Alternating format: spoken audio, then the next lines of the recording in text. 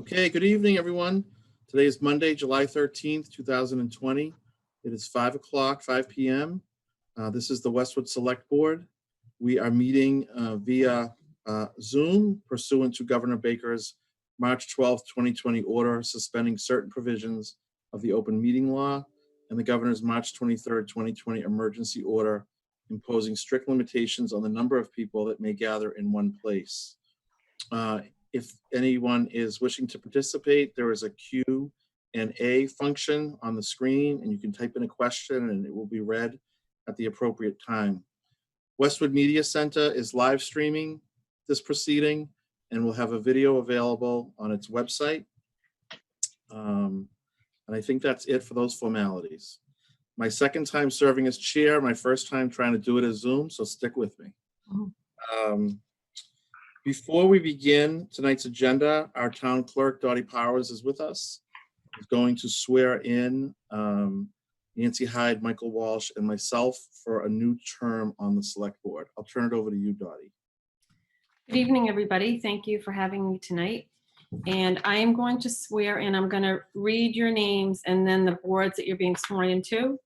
So John, your first, John Hickey, will be Housing Partnership Fair Housing Committee, Lien Process Board, LEPC. Michael Walsh, Aid to the Elderly Infirm, LEPC, Norfolk County Advisory Board, and Norfolk County Selectmen's Association. And Nancy Hyde, local LEPC, Mass School Building Authority, and Westwood Environmental Action Committee. So if you could all raise your right hands. Can I just ask you a question first? What happened to we don't get sworn into the John Cronin? Does that just go with the chair? That's done by Chris. Yeah, Okay. yeah. These are the ones that I've received so far. Okay, got it. I don't know if there's any Thank more. you. So if you could raise your right hands. Do you swear that you'll faithfully and impartially perform the duties on all of the boards and committees that you've been appointed to this evening? I do. I do. I do. Okay, great. Thank you. You're all set. Thank you, Dottie. Do I have your permission to sign on your behalf? Nancy? Please. You have mine? Michael? Please. Yes, and Dottie, I said aye as well. Thank you. Okay, great. Thank you. Have a good Thanks, meeting. Dottie. Bye. Thanks, Dottie. Okay, so our first order of business is the chairman's update. And Hey, I John, want to start out. you just want to give Westwood Media Center approval? Oh, I'm sorry. We'll give Westwood Media Center permission to record the meeting. I don't know that we ask if anybody else is, do we? That's proper. Oh, okay. Is there anybody else wishing to record the proceeding? Hearing none and not seeing any in the Q&A, I'll move forward. First order of business tonight is a congratulations to Michael Walsh on his re-election on June 2nd. Michael will serve as the third member for this upcoming and his third term. So congratulations. Thank you. I think that was the longest campaign ever in Westwood. But Yeah. Let's hope Never it's the ending, last. wasn't that's it. Okay, and we want to make some recognition to our town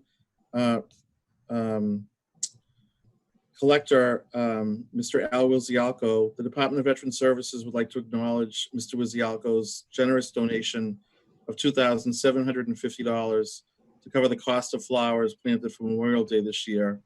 The donation was received in the memory of Mr. Victor DeRosa of Natick, Mass., an Army veteran.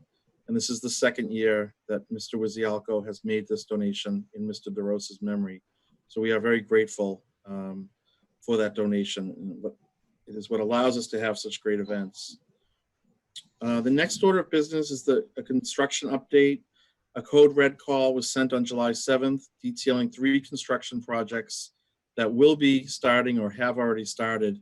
If you did not receive the code red call and would like to receive upcoming notifications, please visit the town website under Stay Connected and sign up for notifications. All of the information below that I'm going to read is posted to the town website on the main page. The paving construction began on July 9th in the Conant Road neighborhood. Work will include the entire Conant Road and Country Lane neighborhood, Dover Terrace, Dover Road, Brook Street, and Chester Ave. Residents who live on these roads will have access to their homes. For the list of roads to be paved, visit the town website on the main page, construction projects and paving lists. The High Street paving project is scheduled to begin today. Did that start today, Todd? Oh, he's muted. Okay. Work consists Sorry, of John, I was sidewalk. muted. I was muted. Yes, it did. It's actually started a couple of days ago. Just some light saw cutting, but yeah, they're rolling right now. Great.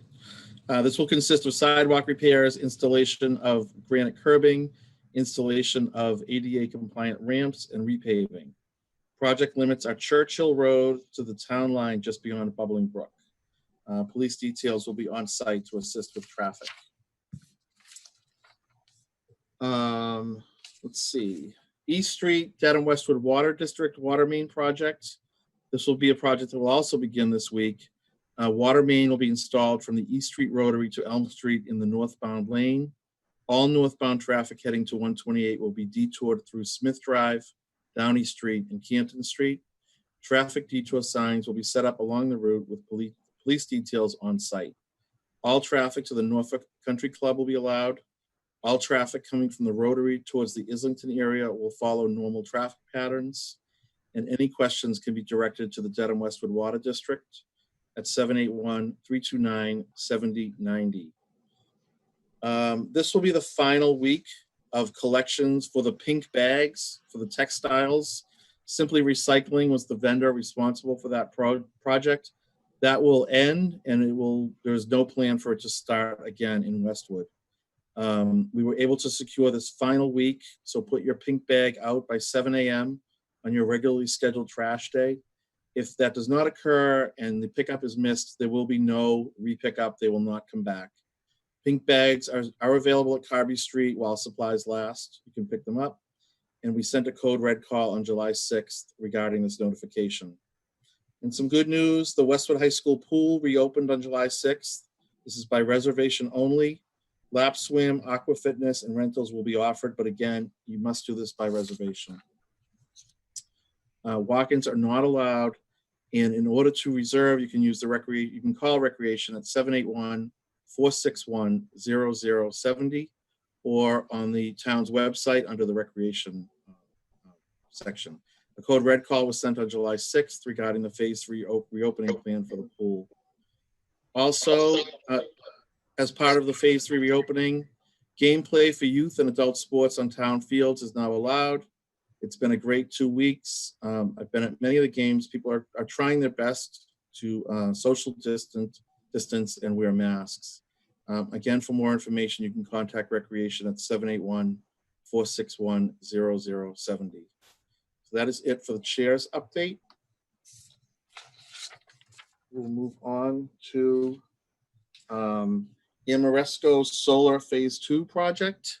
I know we have some guests, Melinda. You want to allow them in? I see Ryan.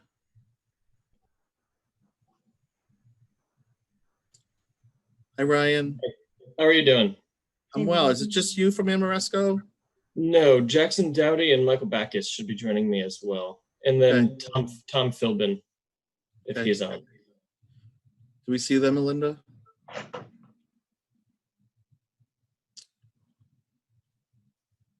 I see Jackson.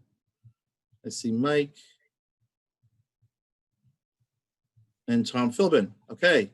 So I'll have you all introduce yourself in a moment. The action item for tonight's board meeting is the project at the Woods, whose name just escaped me, the Shuttlesworth property, and the Thurston Middle School roof, correct?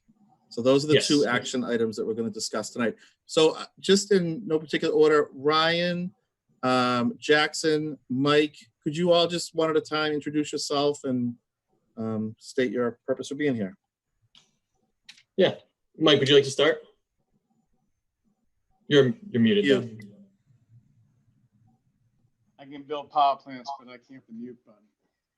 My name is Backus, Westwood resident and one of the founding principals of Ameresco. I think we've all met before, and thanks for all the time that you're affording us today during these trying times. I'm Jackson? Ryan Aslan. I'm a project development manager with Ameresco. I work for Mike, doing a little bit of everything here. I've been in front of the select board twice now and happy to answer any questions that you have along the way. Good evening. My name is Jackson Dowdy, working in business development at Ameresco. largely focused on solar and some battery storage development with different municipalities throughout the state of Massachusetts. Great, welcome, Tom. Just want to introduce yourself? Tom Philbin. I'm the energy manager for the town of Westwood. And I've been working with the Ameresco people in preparing this program, this is the second phase of a longer term program that we have to make Westwood 90+% renewable. Okay, I will turn it over to you all. Great. So do you mind if I share my screen? Yep. That's fine. All right. Let's see here. I don't know how to help you, so ask Melinda. Yeah, no problem. John, he's got it covered. Let's see. Just let me know when it's visible for you. All set. Yeah, it's Perfect. visible. Perfect. So we want to say thank you for having us.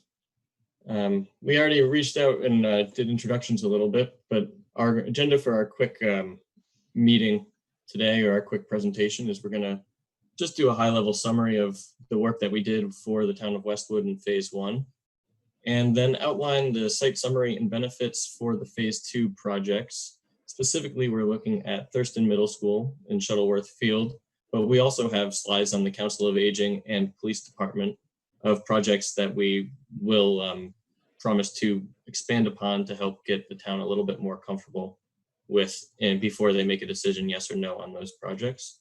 And then we'll step into next steps on the opportunities, kind of outlining a high-level schedule, as well as kind of timelines for everyone. So a little bit of background.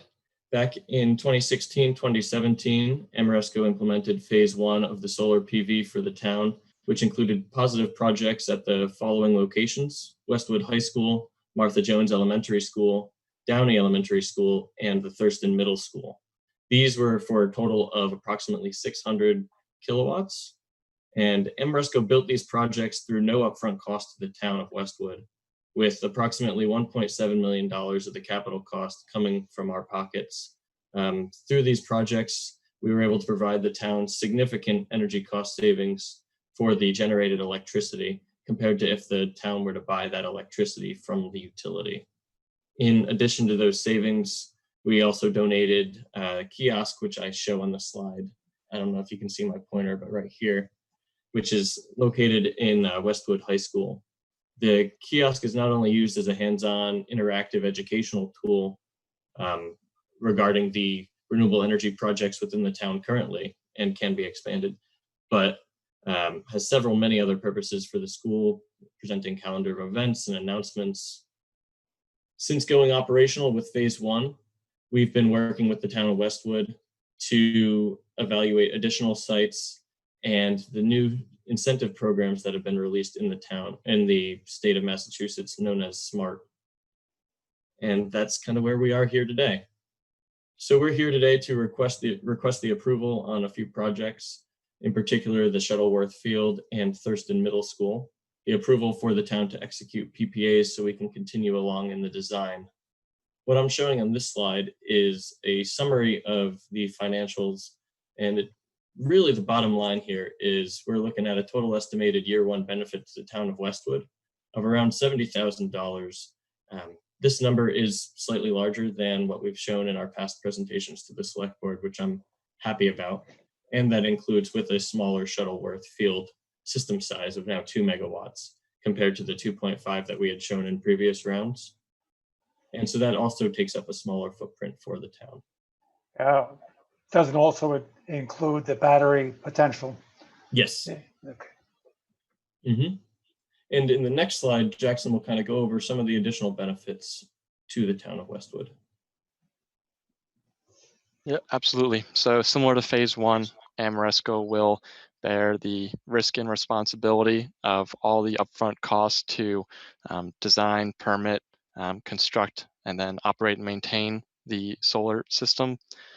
This will lead to on-bill energy savings for the town, visible in town renewable energy generation, the carport PV projects, which I know we will expand on later, have the added opportunity to provide covered parking areas in weather conditions. This also helps as a potential net zero school development for the new school being proposed for this site.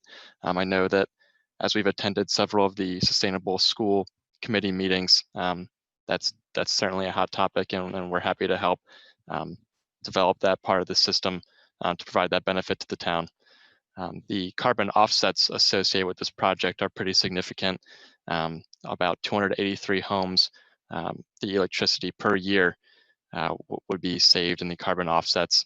And most importantly, as Tom mentioned earlier, this project should realize the town achieving 90% of its municipal and school energy as an alternative energy resource. So we certainly commend the town for their efforts in getting to that stage. It's pretty impressive, and it seems like a great way to show that it's a green town, but also creating a lot of savings for the municipality. Very much so. And so if there's no questions on that, we'll jump right into kind of the layouts. And aside from Shuttleworth Field, where the most updates have been, you should all be familiar with these designs. For the Thurston Middle School, 2 sections of the roof were deemed unsuitable for PV as we were in the design and construction of phase 1. Since then, the town has repaired those roof structures, and so what we're proposing is the expansion of this array to include those 2 new roofs circled in the red here on the picture. It's small, it's a small array, less than 100 kW, but it will approximately double the existing solar capacity on the roof. Ryan, where was phase 1? Can you just circle those again in that picture?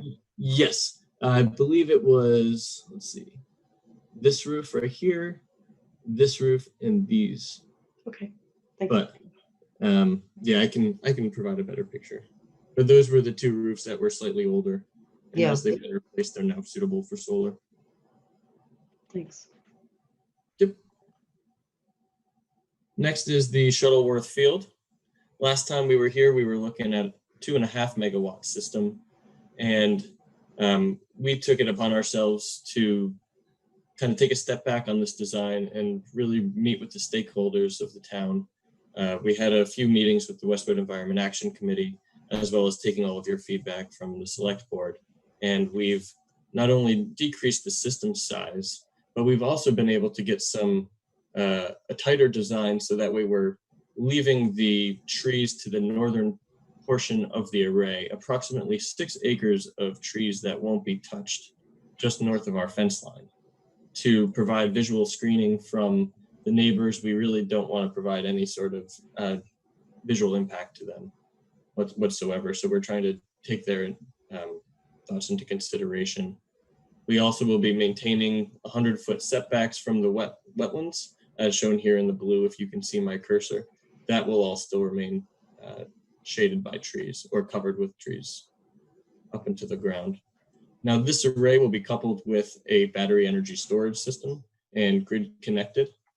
And the battery receives additional incentive value, which is passed through to the town through the power purchase agreement to improve annual savings. And the BESS will charge and discharge the solar energy generated to help regulate the local electric utility grid. With this design too, you can see to the south of the parcel, we've integrated what appears to be the most recent design for the proposed school at the Hanlon location. And what we did here is include that to show you that we are taking that into consideration and making sure that the 2 projects are really one together. And Ryan, can you comment on the advantages of this project going ahead of the potential school project if it gets approved, in terms of already paving the way, so to speak, of some clearance? Definitely. So I'll start by saying the best bang for your buck, or best bang for our buck, the best financial return for the town is to do this sooner based on the declining block structure of the solar incentive program in Massachusetts. So as projects come online within the state, the amount of incentive that's available for each of these projects slowly declines. And by installing the solar sooner, you'll be able to lock in a higher incentive value for it. But in addition to that, assuming that the school project moves forward as well, you'll see here by what I tried to color code a little bit, I left the green for all where the trees are going to remain. The blue is the proposed school project at a high level where the trees would need to be cleared for the school. And then the orange is showing what we would do for our project. So there is some construction synergies in terms of us clearing out a good chunk of that land already. And we would bring it back until the fence line of the array, more or less. There we would maintain some trees in between the school and the array to keep the school in the woods feel, which is what we've heard from a few different stakeholders is trying to get the net zero school to really feel like it's part of the world around it in the forests. So this is the array, much smaller than what we had shown before, and you'll see too that we've limited the exposure to the east and west, or I guess to the east, to be alongside this the wetlands as well, to maintain those trees, which will not provide shading to our array.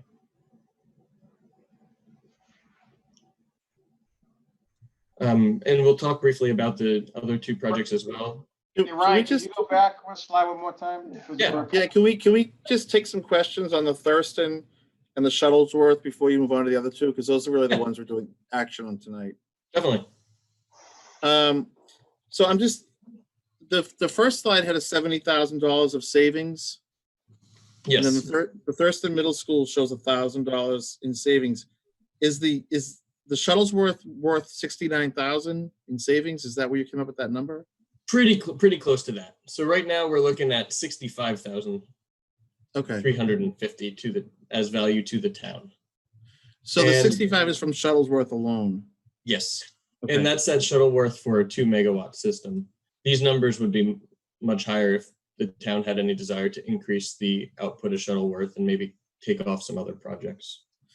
And then the annual for the middle school is like 1,000. Yeah. And what is the area of tree clearing at Shuttlesworth? I believe I don't have that on the top of my head. I'm not sure if Jackson has that, but I believe it's roughly 12 acres. So almost equivalent to the carbon offsets of 11.3 acres of U.S. forest preserve from conversion to cropland. Okay. And maybe Tom knows this. When we say 70,000 in savings, from what? What is our current spend? Off the top of my head, I couldn't tell you, but it's the Hamlin School now uses approximately it's about $100,000 a year bill. The bill will go up for the new school or the consumption by a factor of almost 6, because now you have 2 schools and you have another school, a new school that is 100% air conditioned all year round. So there's a lot more power being consumed, and all of that then the new power is offset by the generation from the solar field. Yes. And there's another benefit here that we could use and which we're beginning to explore is the financial benefit from the solar array can be used to finance, for example, a ground source heat pump installation at the new school, which would take it out of their capital budget. So there are significant potential impacts on the capital budget of the new school as a result of that solar field being there. And to expand on that too, John, the way that the SMART program works is developers offer an energy discount to the off-taker, which would be the town of Westwood. So for the Shuttleworth field, on your energy bill that the town would see, you would see a credit for right now what looks like 2.25 cents per kilowatt hour generated. Okay. So for every kilowatt hour generated from the solar array, your bill would be your normal electric rate minus that number. Would also, John, you would also, the 30% tax credit is taken by the developer. And in 5 years, we as a town would have the the option to pick up the whole system by some sort of a payment to Ameresco, and then reap the full benefits of the output of the site. But that would be an option we would have after 5 years, and it would be approximately the 50% roughly of the overall cost, because you'd have the depreciation of the 5 years as Right. well as the 30% tax credit. Tom, a And good it's- point, just as an FYI, the tax credit is now ramping down each and every year. So every year we move forward, it's going to get less and less, and therefore less incentive for the program.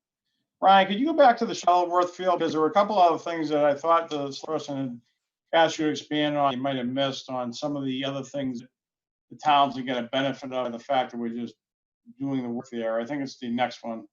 Yeah, no, I saw those. This is the access road. Mhm. Yep. And no, I think it's a different one. Go one more. That's it right there, the one that you've got. Is that it? Oh, there it is. Yeah, so there's, if you, by doing this project and not incorporating solar on the new school, should it happen, I think there's $1.5 million pickup in the way to construction costs for having to do solar.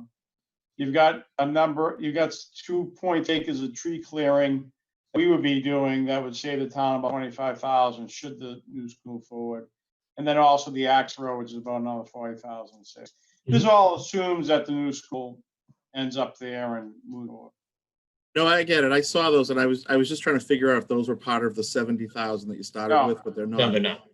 But let me ask you another question. So is there a way that the new school, potential new school at that site, that there's no electric cost, that it's 100% solar powered? So the solar generation from this array wouldn't be connected directly to the school, but it's all virtual on bill. So the school will get the credit. Okay. Yeah, but I think John asked a great question. So the problem with solar, unfortunately, is it only operates, what is it, Ryan, about 15% of the time? Yeah. So, you're not gonna give size of this project and even the battery, you're not gonna be able to necessarily fully fulfill the needs real time. Utility will be really backfeeding the school, but the solar will offset what the utility providing. That's why they say virtual net metering. So that way, as you do right now, the energy being consumed by the town from the solar is spread amongst all your meters versus just limited to the high school, for example. Okay. And Right now too, John, the state of Massachusetts is moving towards 100% renewable generation by the year 2035. And they're also considering banning by the year 2050 or so all fossil fuel generation. And there'll have to be a lot of backfitting starting around 2035 going forward to 2050. So by doing what we're doing here, having ground source heat pump and the solar and so forth, we're a part of the progress toward that statewide goal. And of course, it puts Westwood in a very good position in terms of being well covered as we get further down the road in this stuff. And Tom, is there any, I know this is still potential and not definite, but is there any potential for solar on this potential building, on the roof?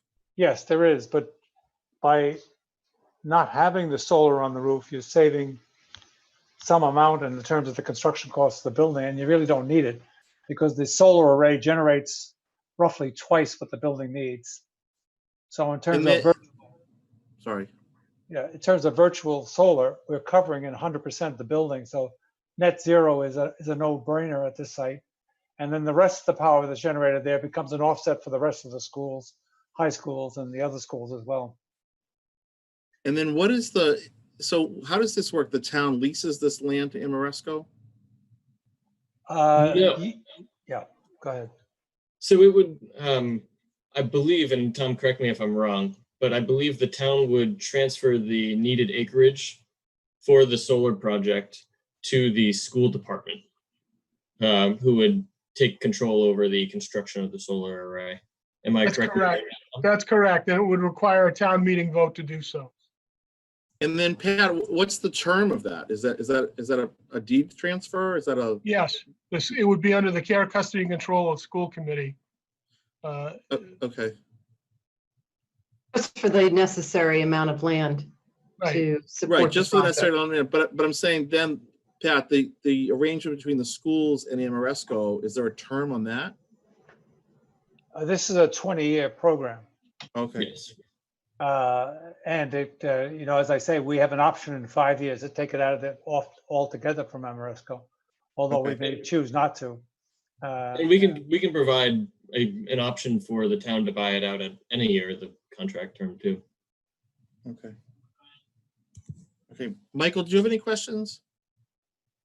I do not, John. Thank you.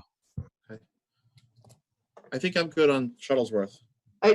John, in terms of the Shuttleworth, I just want to underscore, if we get to taking action, it will only be a transfer of a portion of the Shuttleworth site for this project, and the same would apply for any land. Another action down the road will be necessary for any land not presently under the control of the school department as it relates to the building project. So That's correct. I That's just correct. want to have everybody be aware that there are two components to this. There's a solar one that we can do in advance, and then there will be land that will be part of a discussion to allow this building project to take place, Thank you, that's if helpful. approved. Can I ask Michael- a question only because I haven't, I'm just processing. Is there a reason why land has to be transferred to the school? Yes, it's called Massachusetts statutes. I can't quote the direct one, but we do. No, yeah. But the town currently owns the land, right? Right, but to transfer it to the schools would require a 2/3 vote at town meeting. But I guess the question is, what would stop the town from leasing? Right now, it's contemplated that the school would lease us property, put the solar system. What would stop the town from leasing us the property to put solar system? We could, but we want this project to link to the new building project for the schools. Okay, I got it. Michael and Nancy, if you don't have any questions, there is a question from a member of the public. Melinda, do Go you ahead. mind reading it? Yes, the question from the public, Claire Galkowski. Her question is, why not put PV on the new school roof? I didn't catch the rationale, maybe? Yeah. Is it more better? Question mark? I can answer that. And there's a number of reasons why to put solar on the new school. But I guess the biggest reasons as to why to do the field as opposed to the new school is one, size. You can fit much more solar to help the town meet the 90% need. Also, the capital cost of installing the solar in the proposed location is much lower on a dollar per watt basis than if it were situated on a roof. In terms of size, I guess Thurston would be a good example where in phase 1, we installed just under 100 kW at Thurston, where this one is 20 times that. Yeah, the other thing, of course, is we're rapidly approaching a point, and we will even temporarily be at the point with the other projects where we will exceed 100% of the output of the town, the municipal buildings and the schools. That will be covered by 100% renewable, 110 or so. And we catch up eventually, though, because the new school has roughly 6 times the consumption of the old school. And when that happens, then we're no longer over 100. We've dropped back into 90. So there's a balancing act going on here. We can't go too high, and so if we put more on the roof, that would almost be surplus. So we'd be trying to sell that off to some other town. I think also timeline. The incentives are rapidly decreasing. And if you wait to the new school, the incentives just not going to be as great as they are today. Right. Also, that's true. The incentives themselves are shrinking. And I would add one other point. It's on the slide. Mhm. There's a $1.5 million in construction-related costs that would be added on to the school project in order to facilitate solar on the roof. And we're trying to strike the appropriate balance, and we're achieving a lot by the solar field versus a choice of doing the field plus the school building, where the school building would add a substantial additional cost to the building project. And the resources for that building project are not going to be infinite. So we have to make some choices. Okay. That's helpful. Michael, did you raise your hand? I did. I think that probably Claire's question was, why don't we do both? That's I think that's, yeah, that's what Claire was getting at. Why not do both? So, that's what I was trying to address. yes. Okay, so that was Shuttlesworth. I didn't have any questions on the Thurston. I mean, for the Thurston, for me, we're just adding on to an existing project. That's correct, Tom? The way to look at it? It will be interconnected separately, but Okay. for all extensive purposes, it's adding on. Only an engineer could say interconnected separately. I know, and get away with it? I'm not sure. I'm perplexed. What does that mean? And with I a don't know, straight don't make him face. explain. Don't make him explain. We'll be here all day. Based on smart regulation, it'll need its own electric meter to monitor the output separately. Okay. Ryan, they don't want to know. They've Yeah. run It's an expansion. So Okay. if I can, so what is the next step? So we approve this. What happens next? Maybe Pat knows. Yeah. And Jackson, feel free to take over if you'd like. But with approval, we'd be working with the town as well as the electric utility to revise designs. We would submit our interconnection application immediately, which is spending a little money, but that holds our queue position with SMART so we can lock in a financial incentive value for the project. And as our designs evolve and we kind of check the boxes to get you a final design, the capital cost will be revised and we'll be able to really hone in on what that year one electric savings will be and what the pilot revenue to the town will be to give you a total value for the projects. And anticipating construction beginning in spring 2021 with completion before the end of the year. But we would obviously work with the town to determine any schedules of when you want us to construct. There is just a window from when you reserve in the SMART program your incentive value to when the project needs to be operational. And I believe right now that's 18 months. Do you have anything to add, Jackson? I know we haven't talked about the other two yet, and we will, but will those be able to be added on? Should we decide not to know about another point that we can expand? Okay. Definitely. And there's other design considerations that we'd want to work through with the town too. Similar to the phase one projects with the kiosk at the high school. If we wanted to work to make the Shuttleworth field even more so feel like a part of the new school, we can get creative with some ideas. Yeah, one of the requests that to come through is to have the panels on the field in such a way that you can grow things underneath. And again, I think there's an example of that further on in the slide presentation. And you can even do all kinds of things as a training aid for the students in the school, still children in the school in the town. One of the interesting things that Ameresco is doing out in Western Mass is we actually bring in some sheep to do the grooming, to the manicuring of the lawn. We have sheep go out there and eat the grass for us, so it's a little bit of sustainable lawn care. And that's something that we could certainly investigate for the town as well, if that would be of interest. Give something for the coyotes to work with. Yeah.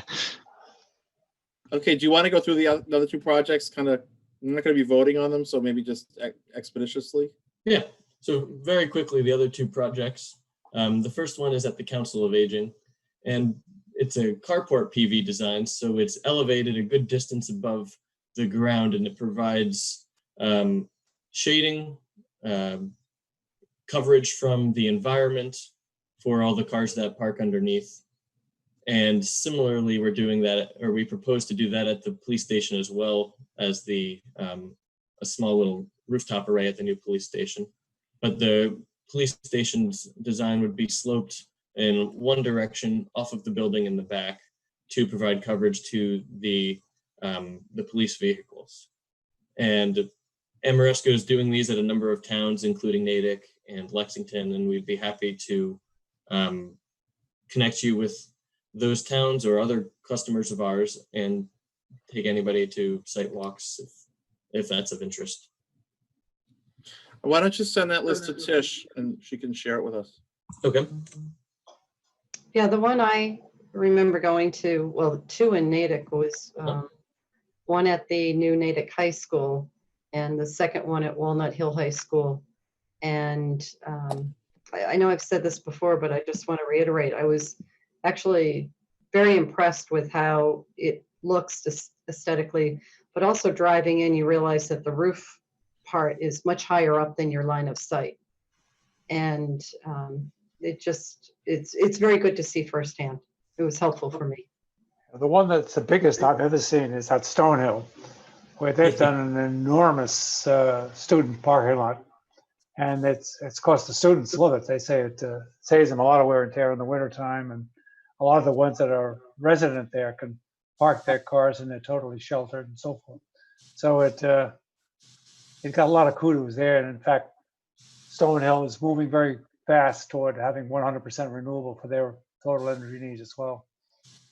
You're talking about geothermal at the Rocky Community College project. We did geothermal wells in the parking lot, read the parking lot, then put the canopies on top of it. So it had the dual product inside.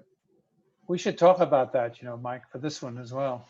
Yeah, you mentioned geothermal. I was throwing it out there. Yeah. Like, are you talking about the structure near Roxbury Community College? Yes.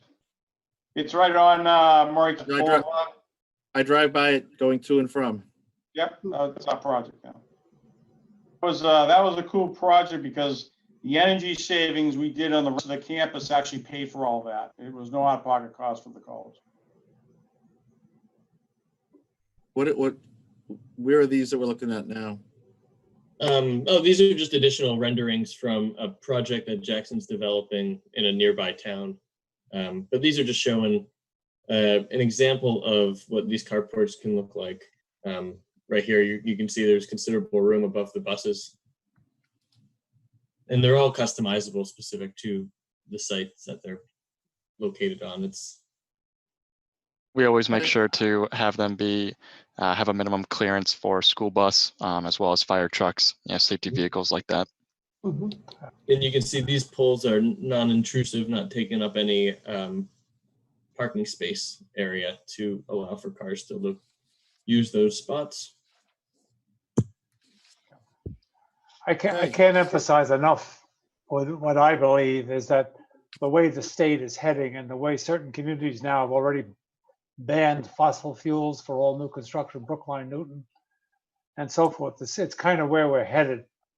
So trying to stay ahead of the game a little bit in what we're doing here I think is well advised. John, are you ready for a motion? Oh. Well, I just want to say, Tom, I appreciate that, but I think there is a counterbalance. I don't want to destroy the aesthetics of the look of the town. There are other ways to accomplish this. I think Shuttlesworth is worthwhile, and I think Ameresco has done a good job trying to customize it into the land. And I think putting things on roofs is great, but I get really nervous when in residential neighborhoods we're going to start cutting down trees and changing the view of a campus and of a historic road. So I think we all have the same aim, but it's just how we get there. So I just ask that you keep that in mind. There are a couple of questions, John, and the questions and answers. There are? Those are new. I had just checked. So one was a comment from Claire that there's a company in Dover that rents out 4 goats. So we'll keep them in mind. Should we go down the goat path? Melinda, do you want to read the next 2? Sure. The first question is from Josh Ames.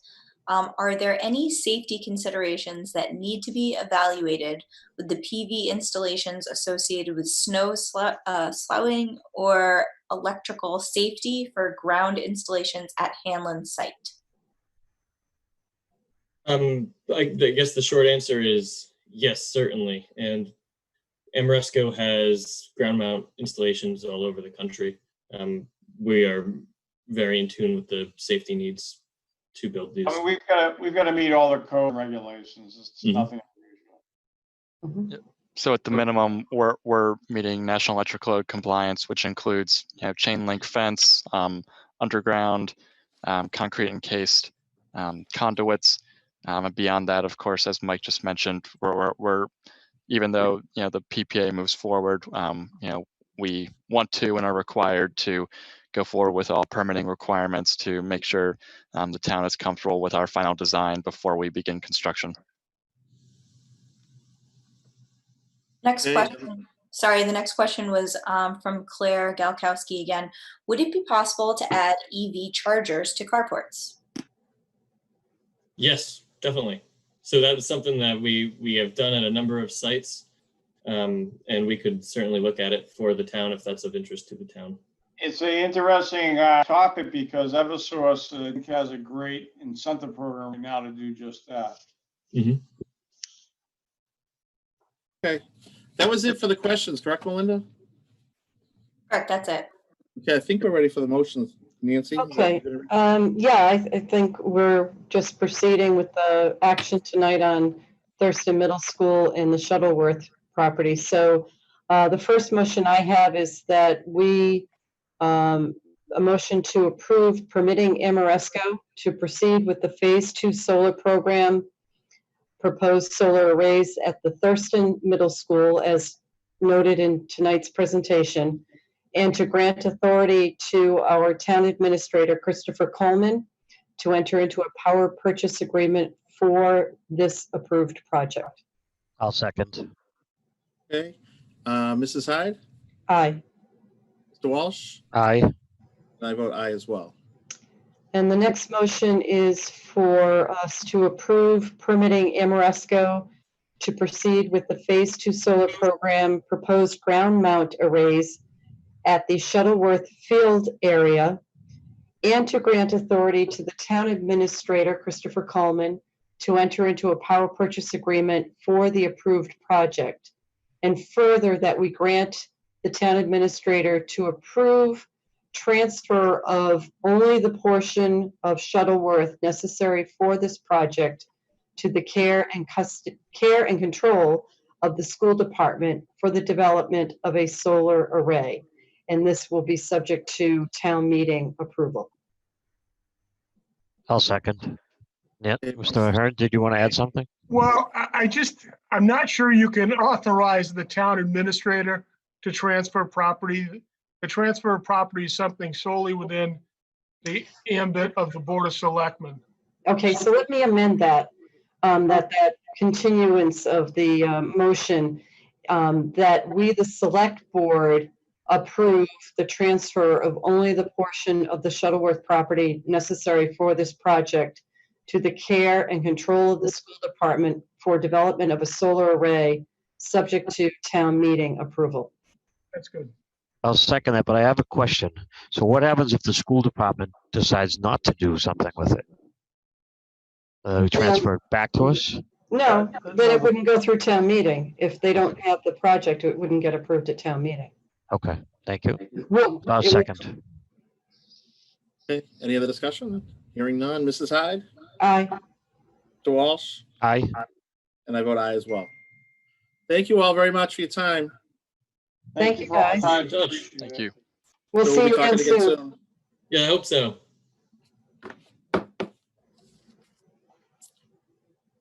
All right, moving on to the Route 109 lane configuration. Mr. Corchin. How are you? Well, is Ken here? Ken is here. Ken, I believe you're muted. I don't see him. Okay. Oh, Ken? There he is. Yep. And I'm Ken, not welcome. sure You want to why.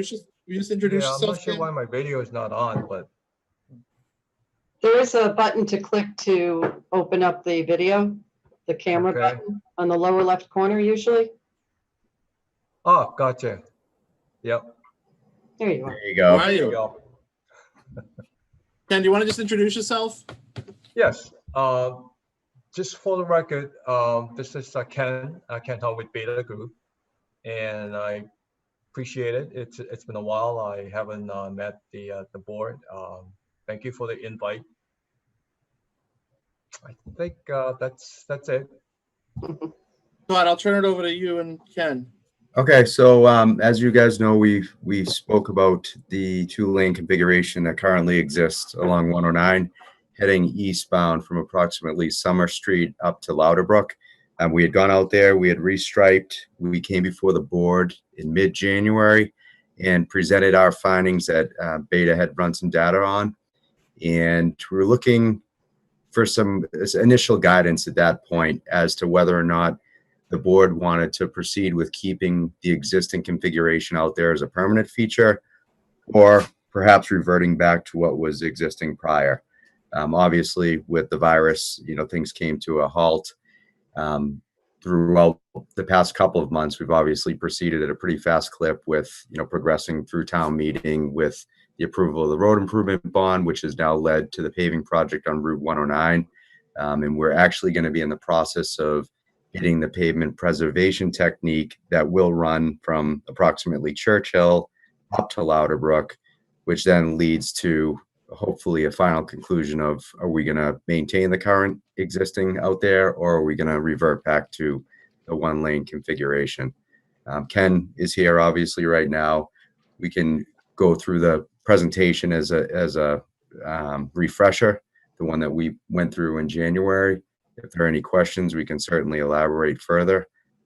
But again, we're just looking for some guidance as to how to mark this section of Route 109 out from a permanent perspective. So, so with that, with the board's permission, do you want me to just run through the presentation one more time? I know we met with the board back in January, explaining what we were doing, and we did some data collection, before and after and whatnot. So And I would. I just think very quickly, if you can, because we've seen it. Okay. There might be others watching who haven't. Yeah. Okay. So with that, I'm just going to share my screen on the.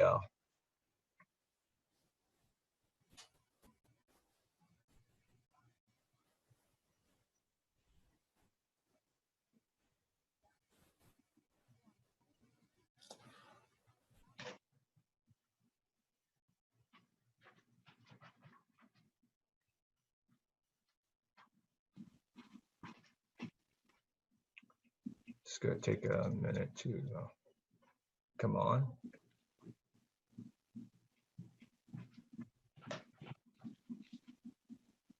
My apologies, my computer's a little slow here.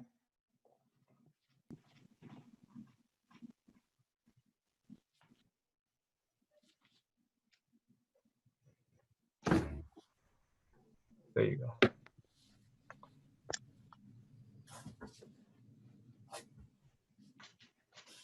So, can everyone see my screen? Yes. So right here is the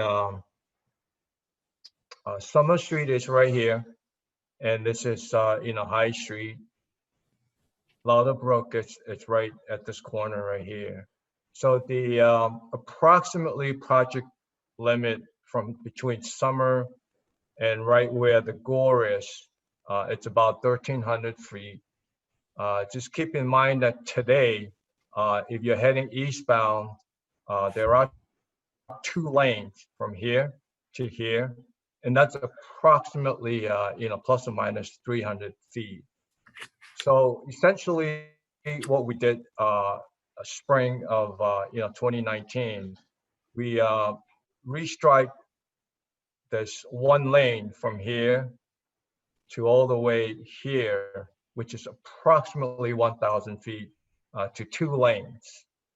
And so the lane cross section, which is basically 2 lane continuously from Summer Street all the way to Louderbrook.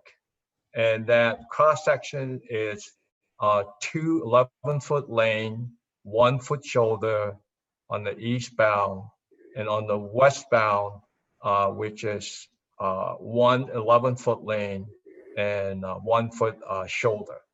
So that's essentially the project, that Todd had just described, where we restripe the roadway. And what I did last time was I went into detail as to each section. This is a close-up view. Summer Street is right here. So you can see the 2 lanes continuously to Louderbrook. It's 11-foot lane, 1 foot shoulder on the eastbound, and 1 11-foot lane on the westbound, and 1 foot shoulder. And that continues on if you're heading towards 128 eastbound. This is the middle section. You can see the 2 lane continue and head all the way to Louderbrook. And this is where it meets the 2 travel lane at the intersection.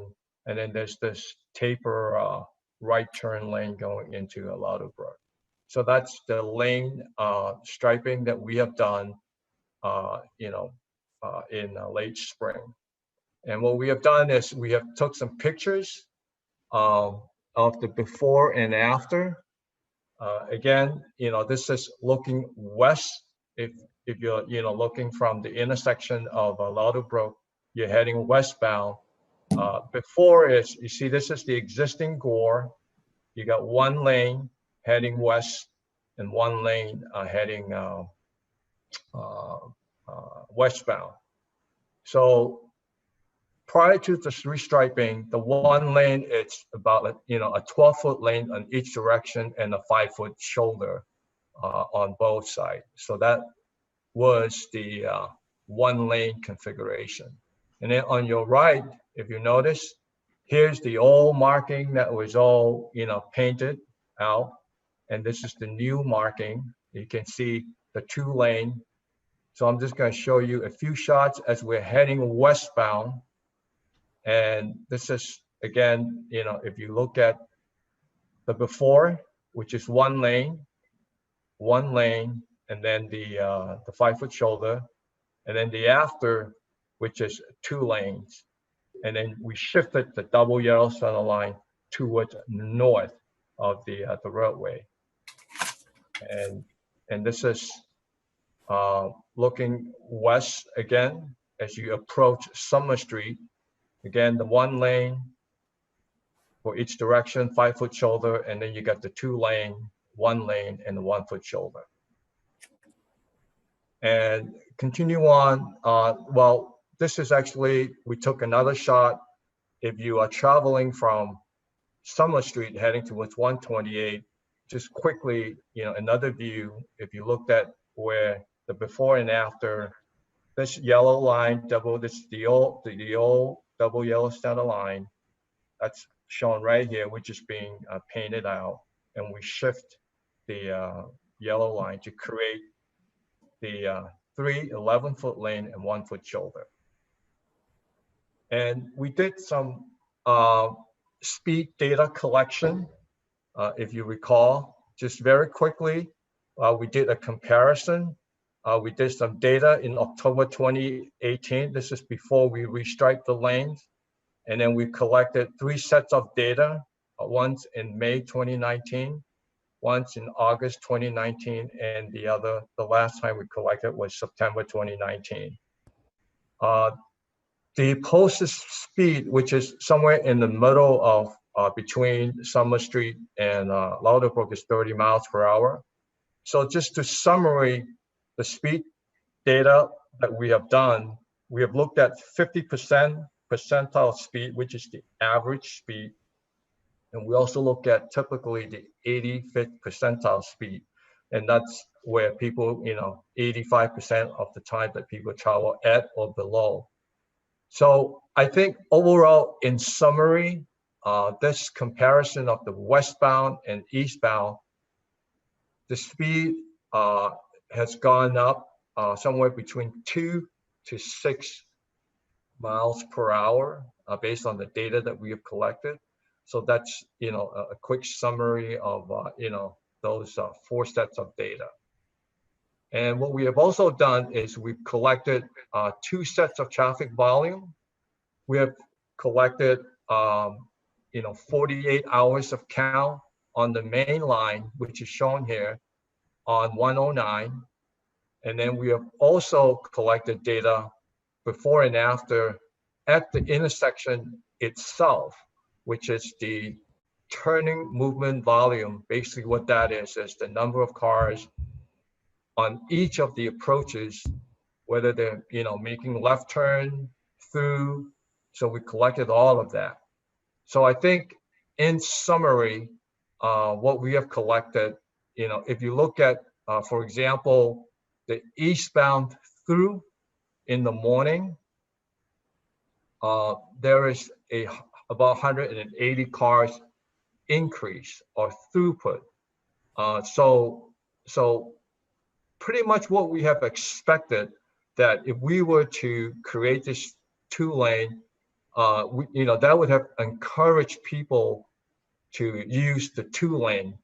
As you know, today, if you are on 109 approaching the intersection of Summer Street, you have a through lane and then a through and a left. And I think a lot of times people have a tendency to stay to the right lane for mainly 2 reasons. One is they do not want to be stuck at the through and the left lane. And the other reason is if they were to stay on that lane, if they don't get stuck, then somehow they have to merge if they leave the intersection, because there's 2 lanes and merge into 1 lane. And people sometimes, have a tendency to be intimidated. They don't like that merging. So as expected, in this case, the volume shows that, depending on the time of the day, the increase is from 140 to 180 cars more that the intersection process heading eastbound. Ken, is that per hour, the 180? Yeah, this is 1 hour. This is during the peak hour. We have collected typically from 7 a.m. to 9 a.m. So the 180 is the 1 peak hour. So I think you can say 360 per peak rush hour. Yes, that is correct. So on the westbound side, it didn't really change as much, which we kind of expected because we kept the 1 lane. We didn't, we just narrowed it down.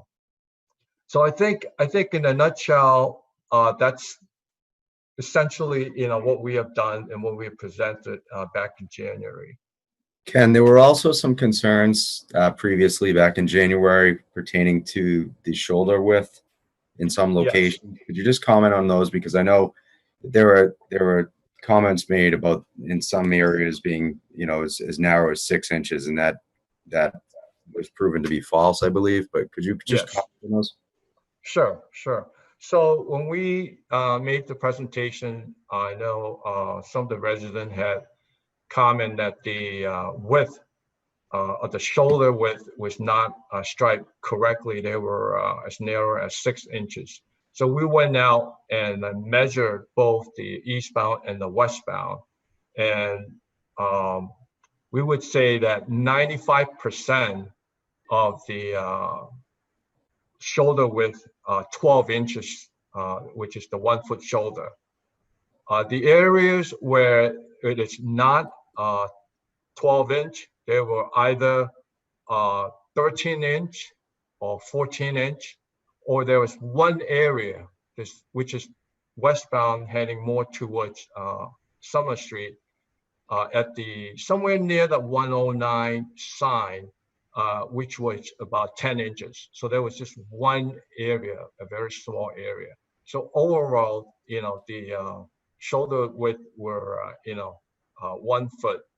And then definitely on the eastbound side, they were 12 inches or 13 inches. And none of those section areas were less than 12 inches. So Ken, when you measure that, is it from the edge of the white line outside of, closest to the road, and then you have the full white line and the blacktop, and so it's that outer edge white through the blacktop that is the 10 inches or 12 or 14? It's not just the blacktop? Yeah, no, good question. So the way we typically measure the pavement marking is, in this case, for the shoulder, we always measure in the middle of the pavement marking. In this case, the pavement marking width is 4 inches. Yeah, So I we knew they would were measure wide. like 2 Okay. inches in the middle. Okay. Okay, thank you. Do you want to just touch on, I mean, this whole issue is really part of a bigger issue, two bigger issues. One was the ask from the Farm Lane neighborhood to make a one-way onto Farm Lane. And really, we tried to defer that to seeing if we could provide some relief with these 2 lanes. So that's an issue that's still out there. And then the second part of kind of a bigger strategy was the synchronized adaptive signals. Mhm. And the synchronized adaptive signals is now off the table, I understand. We had an interesting meeting, and again, I'll let Ken elaborate with respect to the state's point of view with a couple of signals along the corridor. Kind of a longer story short is the state looked at a couple of signals that we do have along the corridor, and they don't meet the criteria that the state would like to see. That's in layman's terms. So there's a little bit of resistance from the state. The momentum that we had generated for that adaptive signal program to be funded through the TIP program kind of came to a standstill of some sort. Again, Ken, if you want to comment a little bit with Sure. respect to the call that we had with Mass DOT. Yes. Again, it has been a long process with DOT. We submitted the 25% design, and we have been working with them. We've gone through 3 rounds of comments, and the comments really boils down to 2 traffic signal. And these are the signal at the library and the signal at the town hall. So these 2 signals did not meet the federal guidelines for traffic signal installation. And there's a whole list of guidelines, where, it has to meet. And we have tried to justify that we do need it in many, many ways. There are like 7 warrants that we have to evaluate. And so at the end of the day, the state essentially saying that it's just not going to meet, we don't really, if you look at our comments, we have, reasonably explained to them why we think we need it, even though it doesn't quite meet the signal warrant per se, but it does meet half of this signal warrant and whatnot. So the other thing is also, we have said that these signals were regionally installed by DOT. I believe they were, like back in the 90s. And then they were upgraded again by DOT using federal funding.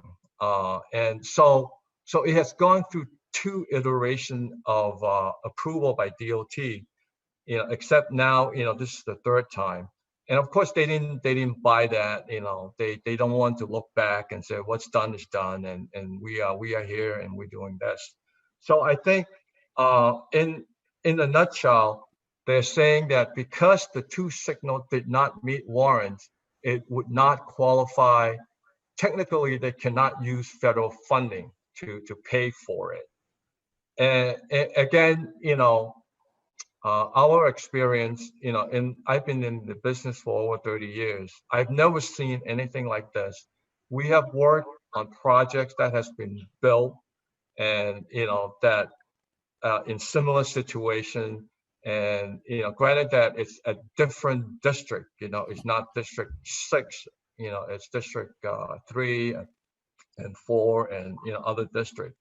So what they are suggesting is that, perhaps maybe, you should consider, instead of the 7 signal that we have proposed, you should narrow it down to 2, which definitely meets the warrants.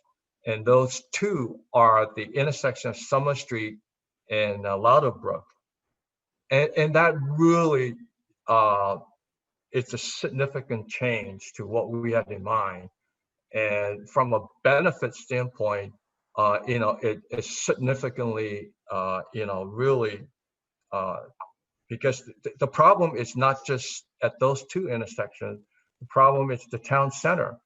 And if it's anything else, if we were to go with just 2 signal in the afternoon, you can have the same problem at the town center area. And I know I've been to meetings, at 7:30, and I can see cars backing up from town centers, all the way to, Summer Street and Lauterbrook. So in addition to that, they're saying that because the project has changed, we're recommending 2 instead of 7, you would have to go through the whole process again with the project initiation and project need and all that. So I And think how much is this project? How much Cost is it? estimate's about $600,000. yeah, so the estimate, it's like Todd has said, it's plus or minus close to in the 600, but it's listed, they actually have increased it a few years. At least we've been at it for 2 years now, probably a year ago. So it's listed in the tip as 714 to be exact. And is this something that if Westwood chose to do it and approve the funding, that we could do it on our own? Yes. The answer is yes. I know that was really briefly discussed with Todd, and this would be on the town's dime, and so that's something certainly to consider. Okay. My gut feeling is I see the benefits of doing that in the town of Westwood, investing in that, but we're also investing in a problem that extends throughout our town limits that's created by several other towns along the corridor heading westbound. So I see the positive in that, but I also say from a funding standpoint, we're going to invest all of our money to resolve headaches for other communities Well, yeah, westbound as let well. me stop you. If we aren't making a decision tonight, but if Right, we no, were I to decide it was worth it for our residents and others may get ancillary benefits, Yeah. then we should go forward with it. But that's a discussion to have. I just wanted to know if we wanted to and had the approval, could we do it? And the answer is yes to that Right. question.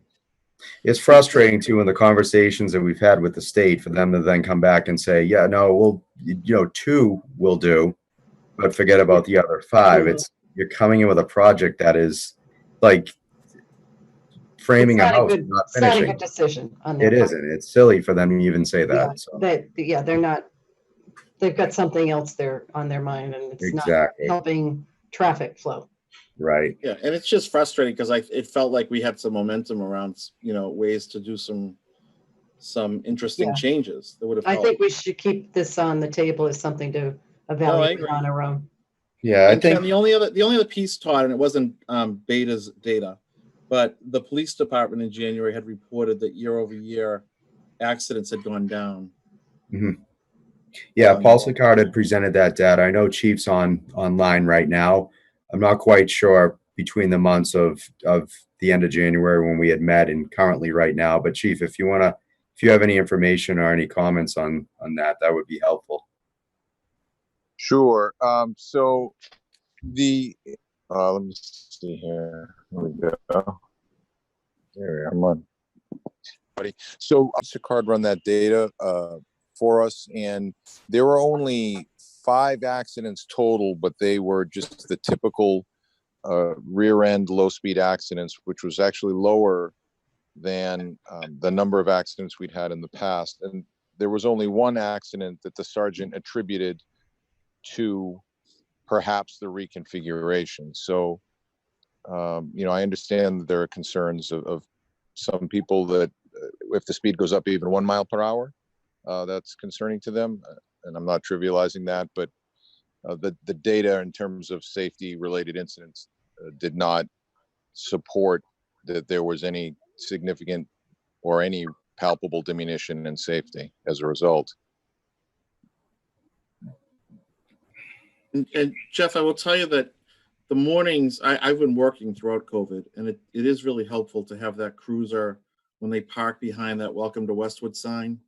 it really does slow it down. And I think it's so helpful because when you cross over 128 into Dedham, they have someone there like daily, and it has driven behaviors where people are, it just seems to me, instinctively stepping on their brakes as they get closer. So the more we can do there, the better, because I think some of the root fear for concern for a lot of the residents on 109 is the speed. Yes. The most we can do to help with the speed, the better. I really think whether that's 1 lane or 2 lanes, it's ultimately speed. And the more we can do for that, the better. Absolutely, I agree. Speeding vehicles, even beyond traffic volume, continues to be a top concern of all the residents I speak to as well. So it's a difficult area to do speeding enforcement in, but it's much easier, as you point out, to do speeding prevention, which frankly would be preferred by all parties, I think. And so we do try to do that. So thank you for that feedback. No, thank you. So we have several options. One is, Chris, correct me if I'm wrong, one is do nothing. One is make a motion for a change. Well, what do you mean by do nothing? Leave Well, it temporary? if we take no motion, then it just stays as is. Right, okay, so the temporary sort of ugly markings. Auto becomes. So, my preference is no motion, but I'll like to hear from both of you. Well, why would you, I'm curious why you say no motion, because there's making it permanent, which is not permanent now. What are you proposing? I think if we take no motion, it just stays as it is and they put permanent striping down. No, we have to take action to make it permanent striping. Right, Todd? Yeah, well, as far as what's existing out there right now, we're putting a pavement preservation technique down probably towards the mid stages of August, which is then going to require permanent markings on top of that. It's basically blacking out the entire roadway curb to curb. Then what we're looking for is guidance as far as, and then having like a full striping plan created from Beta to just work cohesively with the remainder of what we will have restriped. So that's one option you're saying, Todd, John, right? Yes. So sorry, I didn't think we needed to take motion, but I agree with you. And then the other is revert back to the prior format, which would be to take away the benefits that we've seen with the new, and there's still traffic enforcement issues with the old way, but we don't get the benefit of more flow through of traffic during peak hours. Exactly. Did I put that right, Jim? That's correct. Worked for me. Michael, are you prepared for motion, or do you have any questions or thoughts? I'm reading the comment. There is a comment from Bob Sewell. You're seeing those before me. You go down to questions and answers and you just pull it up. Melinda, do you want to read that? Absolutely. Question from Bob Sewell.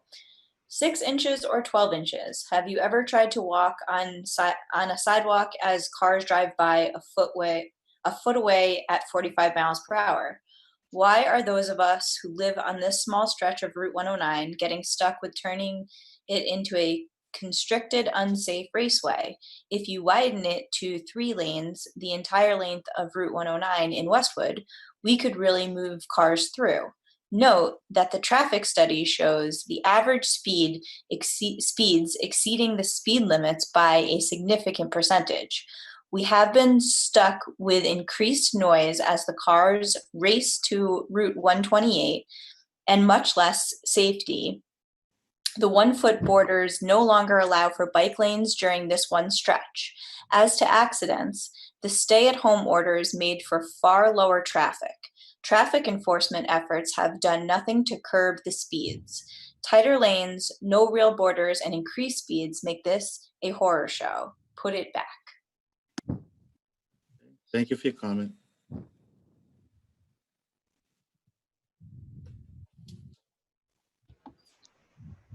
Nancy, Michael, anybody? I mean, I'm happy to make the motion. I'll make the No, motion. I'm just thinking about his comments and just pondering You know, the one thing I would say though is I actually went and visited a friend who lives between Pleasant Valley and Summer this weekend to talk about this. And, you know, even along that stretch, the shoulder is very narrow and there are no sidewalks along that stretch. And I think for me, again, the comments that I got from people who live on 109 is the speed. Everything seems to go back to speed. And I feel like that's the root issue. And so that's something we need to focus on. Like, I don't think this has to be an and or, you know, that we're not going to deal with speed and we're going to take this path. So I think when we talk about continuing the conversation about certain things, I think speed along 109 in general is a conversation. Jeff, when those digital signs are out, do they have the capability of collecting data? You know how it tells people you're going at 45 miles per hour, you're going at 32 miles per hour. Does that register any data to show that people are on average driving slower, or is that not that kind of intelligence system? No, that's a great question. It does. The old signs did not. We upgraded those so that we could get that kind of data, so that we can put up your speed only. We can put up your speed and collect data in the blind. We can even put up a message, you know, town meeting this weekend and collect data. The speeds are definitely up a little, but they're consistent with the information from beta. And I appreciate that feedback, because other than this, which are very analytical, it's helpful to hear in particular times of day, days of week, when that speeding occurs, so that we can deploy our resources effectively. It's, you know, speeding is a challenge, and certainly it's always not only a safety issue, but it's a public relations issue. Sometimes people who might otherwise have never done anything wrong ever then get pulled over and they get a citation. And I think, gee, is this really an appropriate use of police resources? And when we get this consistent resident feedback, such as a resident who just typed in that question, that's certainly very affirming in terms of validating what we're doing, right? The officers are not out there to try to ruin anybody's day. We're trying to make it safer, and that's helpful information. So that's right. The immediate answer to your question is yes, it can collect it, and that's a little further background information. But do you know what the results of that data collection are? No, I do. The speeds mimicked the data collection from beta. Yes. Yeah, the speeds on average are a little bit up. You know, particularly, and this was the case before, frankly, it's just that if you have more volume, you have more capacity to drive a little faster. It's when there's rush hour traffic, I don't care if you have 10 lanes, as we all know, you're not speeding. It's periods of time when the traffic opens up, where you have those, what we would call, you know, the individual high flyers, if you will. They just see no traffic and they see the light, and that's where you're getting those speeds of 45s to 46. And that behavior became particularly egregious with fewer cars on the road. It certainly did. It certainly did. Very much so. You know, my feeling is that having the double lane is of incremental benefit that justifies keeping this in place.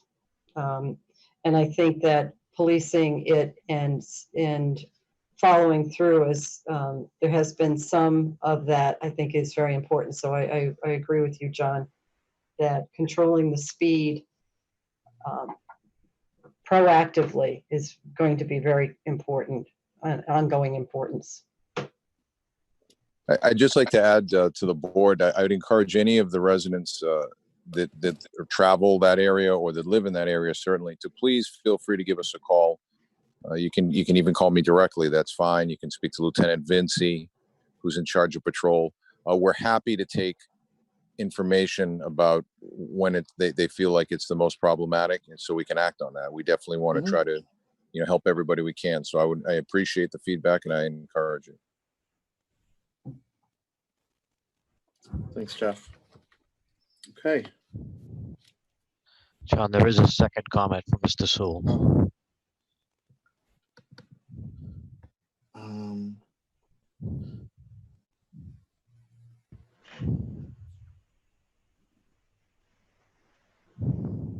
Melinda, do you want to read that?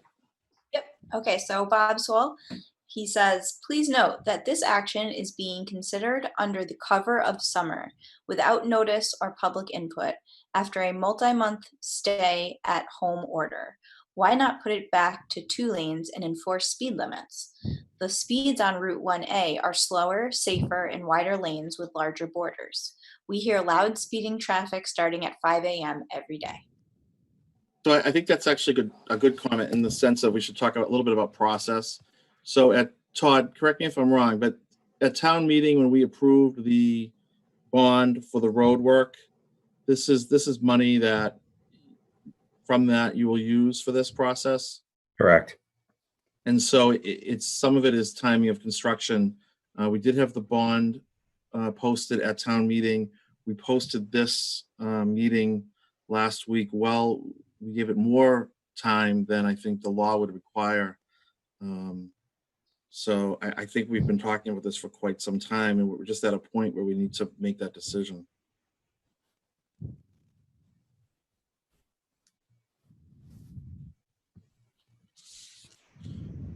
All right. Do we have a motion?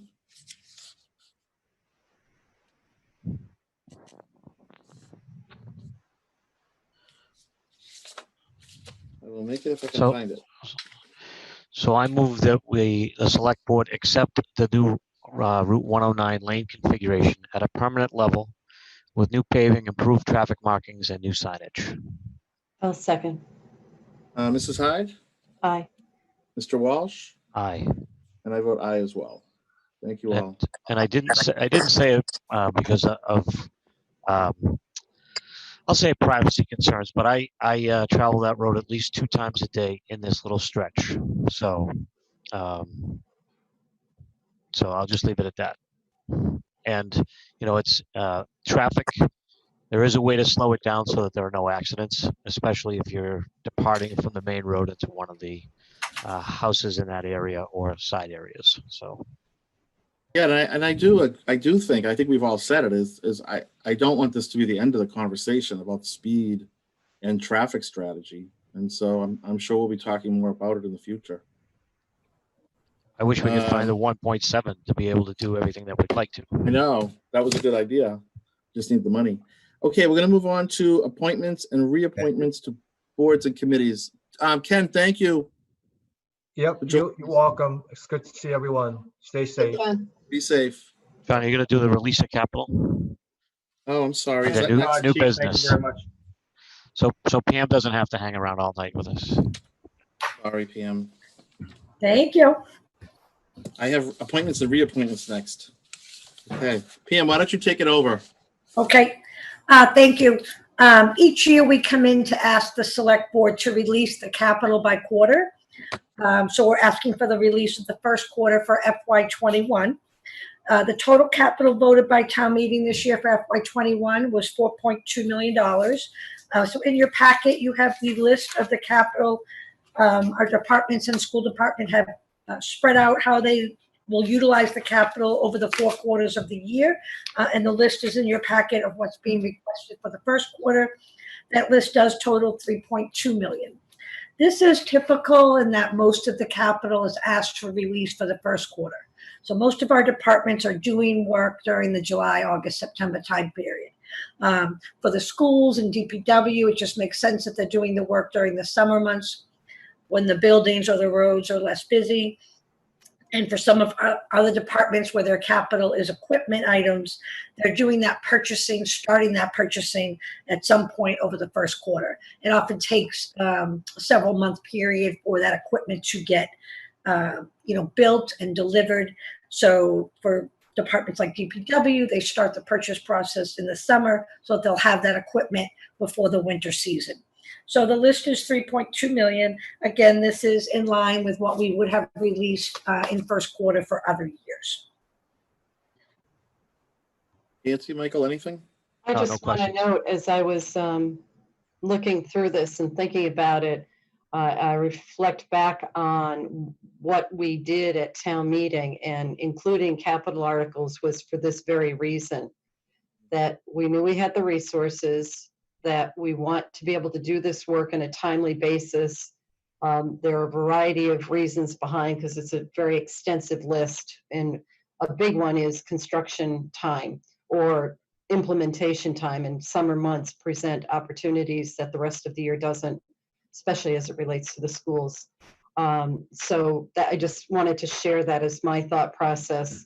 We're not doing anything that we hadn't said all the way along was what we wanted to be able to do, and right through town meeting, and why we had financial articles on town meeting besides the operating budget was to be able to move forward. So I'm good with us doing this, and I'm happy to make a motion. I'm good. Okay, so I move that the select board approve the release of first quarter FY21 capital totaling $3,224,400 to the various departments, contingent upon all procurement procedures and checklists being fulfilled, and that list is noted in our packet. I'll second. Aye. Aye. Aye. Mr. Walsh? Aye. And I vote aye as well. Thank you, Pam. Thank you. I just have one other agenda item. Okay. That's to ask you to do an entry from the select board reserve account as part of our end of FY20 closeout. So each year we come into your final meeting before July 15th to make any entry if necessary from the select board reserve to just balance out and close out our accounts for the year. So we had in your packet the listing of the entry we would request that you do. So as you know, we monitor our budget throughout the year. We do a monthly budget to actual report, always looking at our accounts to make sure we're in balance. We do any entries if they're known ahead of time at the town meeting, the transfers from Articles 1 or 2. We also come to the select board throughout the year to look at any reserve fund transfers, and you make those on occasion throughout the year. And then we have one at the end of the year just to do our final balance.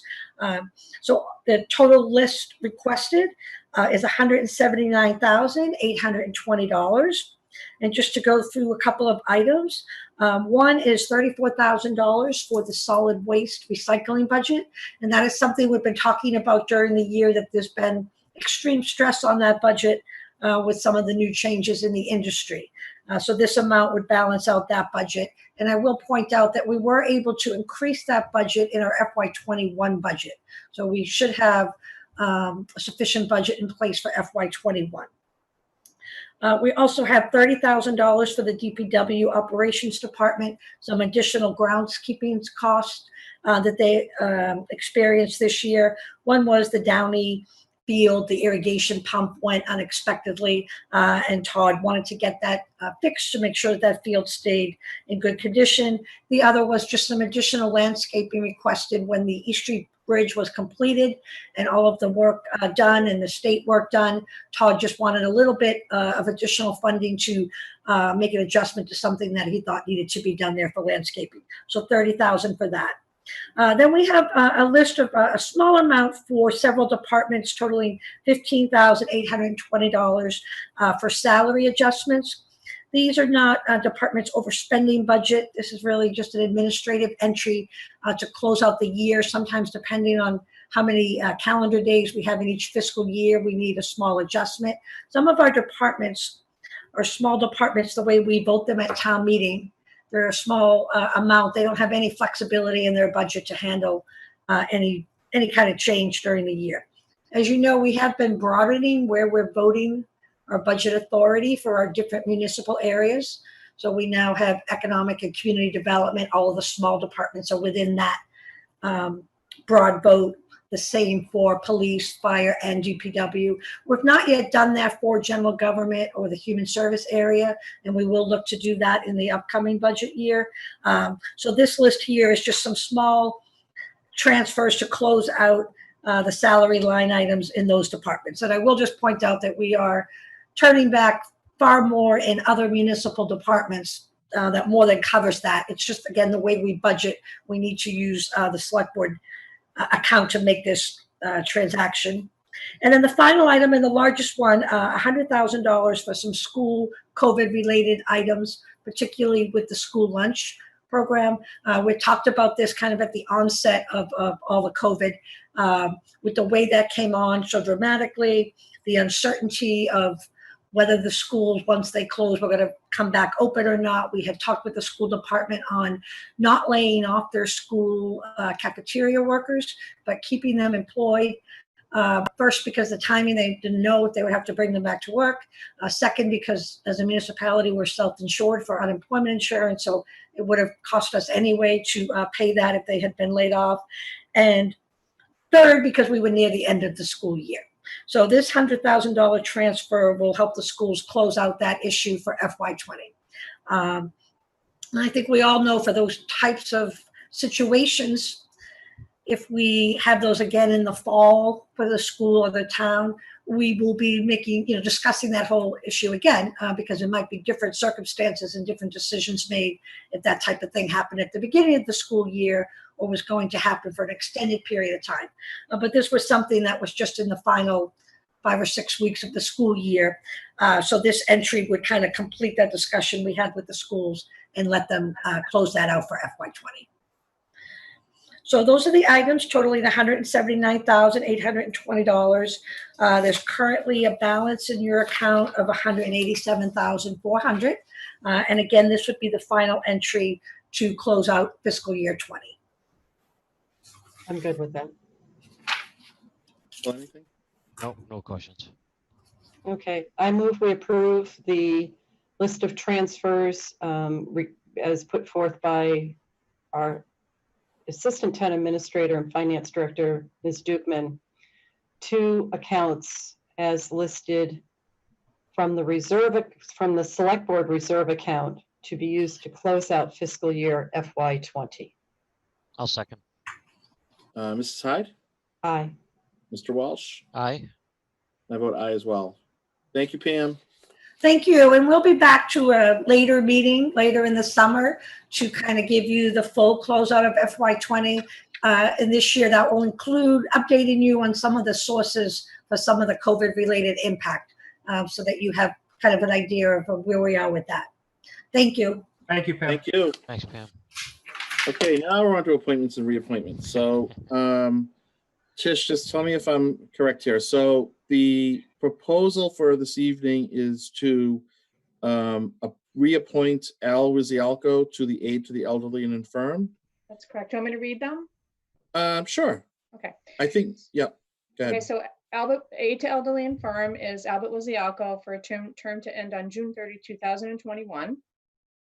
The Air Traffic Noise Abatement Officer, Michael Walsh, has volunteered to serve that role until June 30th, 2021. Is that our own Michael Walsh? That Yes. is. I'm so calling your house when there's a low-flying plane over mine. And then the Audit Committee will be Michael Papetti, again for a term on June 30, 2023. The Conservation Commission, we have two that would like to return, Vesna Maneva and John Rogers, for a term to end on, that would be 3 years, sorry. So it's June 30th, 2023. And then we have a couple planning board recommendations. So the first one would be Housing Partnership Fair Housing Committee, would be Chris Paff as a member and Deborah Conant as an alternate member for a term to end on June 30, 2021. And then MAPC, we have again two planning board recommendations, Steve Olenoff as a member and Rob Gotti as a alternate member for a term to end on June 30th, 2021. And then again, a planning board recommendation for the MBTA Advisory Board, which is Steve Olenoff, for a member for a term to end on June 30th, 2021. And again, a planning board recommendation for the Ped and Bike Safety Committee, which is Rob Gotti, for a member for a term to end on June 30th, 2021. And for Regional Transportation Advisory Committee is Dave Atkins as a member for a term to end on June 30th, 2021. And Three River Interlocal Council, which is Dave Atkins as a member and Chris Pfaff as an alternate member for a term to end on June 30th, 2021, again, as a planning board recommendation. And that's what I have for tonight. All of those. I'm good with all of them.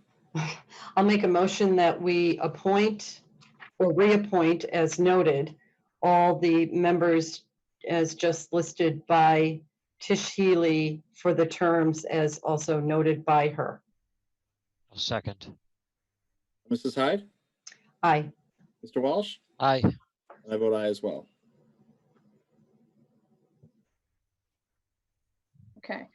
And then And we have a few vacancies that we would need to potentially Right. post. They're on page 63. We just have a few. So I can post these as vacancies for any resident who would like to potentially join and to submit their resume for that's review. great. That's great. Okay. Works for me. Oh, okay, I see it. Yeah. It's great that there's actually not that many vacancies Yeah. for each board.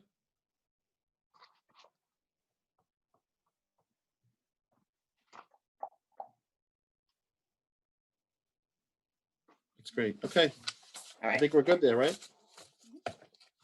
good. So we're gonna move on to the notice for acting and temporary town administrator. Chris or Pat, do you want to just talk to this briefly? So we started this last year. And when we did it at the end last year, we said, as the board gets reelected, we'll have to take it up again, and that's where we are. And what this allows Chris to do, if you approve it, is if he is going to be leaving town, taking a trip, he can send a letter to the clerk and to you three saying that he's going to be out of town and that he would like to name either Ms. Dukeman, or if she's going to be here, or in the alternative, myself as acting town administrator for the period of time when he's out. And how we act is designated by the charter. We can take temporary measures essentially to keep the town functioning. And we should probably take this up every July 1st or the first meeting after town meeting and the annual spring election. It's almost like we'd make it part of the reorganization every year. That's Exactly. Yes. Chris, did I miss anything? No, you hit all the points. Thank you very much, Pat. I don't have any concerns. Nancy, Michael? No, not at all. I do It's, not, John. Thank you. the way it Is should there a be. motion? Yes, I move that we approve the notice for acting and temporary town administrator, allowing Christopher Coleman to appoint Pam Dukeman or Patrick Ahern as temporary town administrator for any period of time during fiscal year 21. And when doing so, giving notice to the town clerk and members of the select board. I'll second. Okay, Mrs. Hyde, Aye. Mr. Walsh, Aye. and I vote aye as well. Okay, we have minutes, Tish? I do. Okay, so we have the regular meeting minutes from June 4th, June 15th, and June 23rd. I think we Won't only be have doing June. June Oh, I'm 23rd sorry. this evening. We are doing June 4th, 2020, and June 15th, 2020. Correct. Any concerns with the June 4th, 2020? None on my part. None on my part, Michael? I move we approve minutes from June 4th, 2020 as presented. Second. Mrs. Hyde, Aye. Mr. Walsh, Aye. and I vote aye as well. Nancy, any And- concerns with the 15th? There was a typo, and Okay. I'm trying to find it. It was, Tish, if you just do a spell check, it comes up, the word said taken, I think it's supposed to be taken, and I don't have it in front of me. I can't call it up right now, but that's a spell check. So I'm just going to move approval as presented. Okay. I'll Second. find it. Mrs. Hyde, Aye. Mr. Walsh, Aye. and I vote aye as well. Melinda, any further questions in the Q&A forum? Not at this time. Okay, so thank you all. Our next meeting will be held on August 3rd, which is a Monday, August 3rd at 5 p.m. again via Zoom. I will entertain a motion to adjourn. So moved. Second. Mrs. Hyde, Aye. Mr. Walsh, Aye. and I vote aye as well. Thank you all very much. It was a great meeting. Thank you. Thank you, John. Bye-bye. Have a good night.